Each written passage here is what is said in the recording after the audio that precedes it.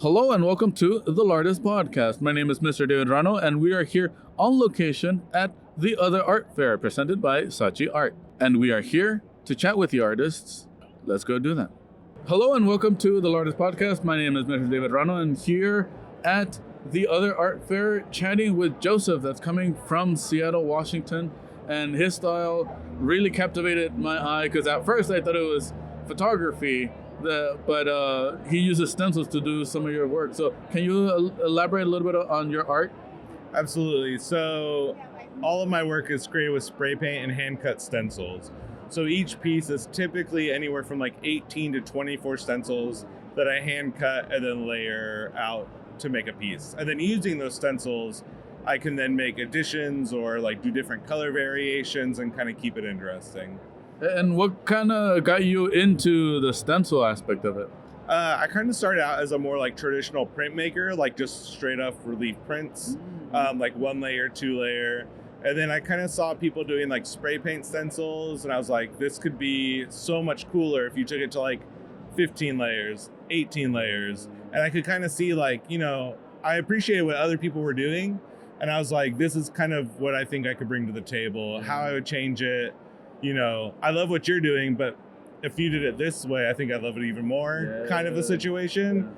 Yeah. And like a lot of artists, it kind of came down to like seeing other people's art and being like, I could do that, but bring something kind of fresh and new to it. Adding your own twist to it. Exactly, yeah. And I mean, and no one's like reinventing anything. Like I took what other people were doing. I took very traditional forms of printmaking to then turn it into this. Like I could easily screen print this. Mm-hmm. But for some reason, I'm choosing to cut small holes in paper all day instead. So, yeah. Yeah, and as far as the subject matter, like what inspires the subject matter? Yeah, it's changed over time. And it kind of also, I used to do more industrial sort of things. I still have that in my work, but it kind of came very organically. I mean, spray paint was never meant to be a artistic medium. It had an industrial, functional purpose. And a lot of the things in my work originally kind of started that way, like fire escapes had a functional industrial purpose, probably not seen to be like a beautiful thing added onto a side of a building, but now people have like a nostalgia for fire escapes. Yeah. And similarly, like, I mean, there's all these things that, maybe the way they were originally intended wasn't meant to be this like thing of beauty, but we've kind of given it value over time. And similarly, like with street art and graffiti, like, it's kind of odd to see someone who might not like to see graffiti on the street, but all of a sudden, if you put it on a canvas and put it on their wall, it has like a different context. Mm-hmm. People feel differently about it. Lately, and it kind of all happened organically. Like if you're working with spray paint, people expect you to kind of work in like a street art style. Yeah. And so I've kind of transitioned. Mostly what I'm making now is all like train-based work and graffiti on trains, which is something I've always been drawn to. And trains are something that, they're everywhere. Like they're not just going to appeal to people in cities. They're going to appeal to people in rural areas and kind of all over. So it's kind of like something that kind of everyone can agree on. Yeah. Yeah, no, I totally agree, especially for the train aspect.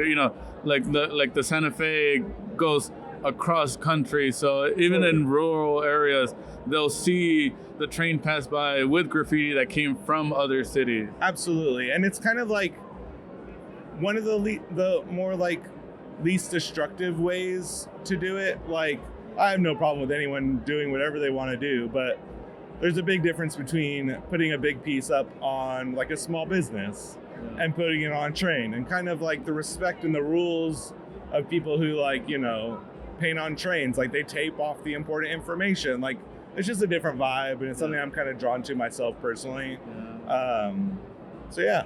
Yeah, and a little bit on the stencil aspect of it, like what kind of mediums or paper do you use for that process? It's literally just regular printer paper. I don't like weigh it down. I just let gravity do its thing. I embrace the overspray. A lot of people like to weigh their stencils down, but I think it's like part of the medium that you kind of get a little fuzzy edges sometimes, and it's not intentional. It's just kind of like it adds to sort of the beauty of the medium. And then the $1 million question that everybody asks, how long does it take? Not too long, not as long as some people think. I've been doing it like 12, 13 years. And so some pieces take a week or two, some pieces take 2 days. It just depends on like how detailed they get. Some of my smaller pieces, the details get insanely tiny, and those can take a while. But usually because I know how they're going to overlap, like the lower layers are really loose because I know how the details are going to come in later. Yeah. All right. So it takes about 20 minutes. You heard it here. Yeah. Everyone 20 minutes. Cutting holes in paper. Yeah. Easy to easy. Yeah. I'm basically, Yeah, and then another question. This is the fun question. I was going to ask you what movie, but we kind of discussed that. Not the Blues Brothers. Not the Blues Brothers. Yeah, anything but the Blues Brothers. Oh, what music would inspires some of the painting? Oh, that's tricky. Lately, I've been listening to a lot of Talking Heads. After A24 came out with the recut of Stop Making Sense, it's been on repeat for forever. I can dig. And the vibe of it kind of fits, like the New York vibe of it kind of fits a lot of the work. And kind of like the grungier, kind of older stuff. Yeah. That's awesome. I can definitely see that. And then a final question that we enjoy asking our artists, since you said you've been doing this for several years now. Yeah. What would be some advice that you've learned along the way that you would like to pass on to somebody? It could be either a life lesson or something as simple as don't worry about the stencils that you use or something. Keep your day jobs. It is very difficult. Most of the art world is very pay to play. And so really lining up your opportunities and like finding opportunities that really make sense for where you want to go, because not every opportunity is really for every artist. There's other things that are going to be for you and not for other people. And it kind of all washes out in the end. But I think being really strategic with how you want to advance in your career, like this fair makes a lot of sense for like what my current goals are. It probably wouldn't have made sense for me to do this fair 5 years ago or 8 years ago, So you kind of like, you have to figure out what your objective is with every kind of move you're trying to make with your art career, and then find the opportunity that fits that. And it's really hard to be kind of self-critical about that, but that's where you need to like find a community where like, you're getting honest critiques from your friends, because your family's always going to tell you you're the best artist they've ever seen. Well, because I am. Thank you, Mom. Yeah. Thanks, Aunt. But yeah, so I think being able to get honest feedback, finding your community, and then finding the opportunities that are going to get you to where you want to go, because every artist is going to kind of wiggle up their own path. I like that. Yeah, definitely having the strategy, a game plan. Totally. Because it is true. Not every show is for every artist, for sure. Totally. One, similar, like every gallery is not for every artist. I know every artist can see themselves in, all everywhere, over, but that's just not the reality of it. And when you do something like an art fair, like if your goal is to make like a ton of money, that could happen, but more likely you have to be okay with that money is out the door and you might never see it again. Yeah. But if your goal is to like, get your eyes in front of a new audience, network with new people, like that is an achievable goal by anyone participating in this. Yeah. So it's kind of just having realistic expectations and then finding the opportunities that line up with where you want to head. I like that. Yeah, it's truth. Yeah, it's truth. Because again, you have to have that, because it is a journey, and not everyone has the same path. And just prepare to be prepared. Right. Yeah, and just have reasonable expectations. Yeah. Like it doesn't happen overnight for almost anyone. It's a hard world to like make your way through. So like be very reasonable with your expectations and be kind to yourself, because it's really easy to get down on yourself if you show up to one of these things thinking you're going to make $80,000 and then you make 2 sales. Yeah.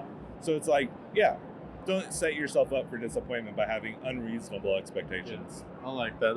That's some great advice. Yeah. Thank you so much for that. Of course. And again, thank you so much for chatting with us. Yeah. We're going to put his information in the description below, so stay tuned for that. And it was a pleasure. Yeah, thank you very much. It's a pleasure. Yeah, cheers. And on to the next person. You have been listening to the LAArtist Podcast. Feel free to like, follow, and subscribe so you don't miss the latest episode. You can see bonus content on our Instagram at Lorano Gallery, as well as our website, loranogallery.com/podcast. Stay creative, keep creating, and no matter what, be passionate about your art.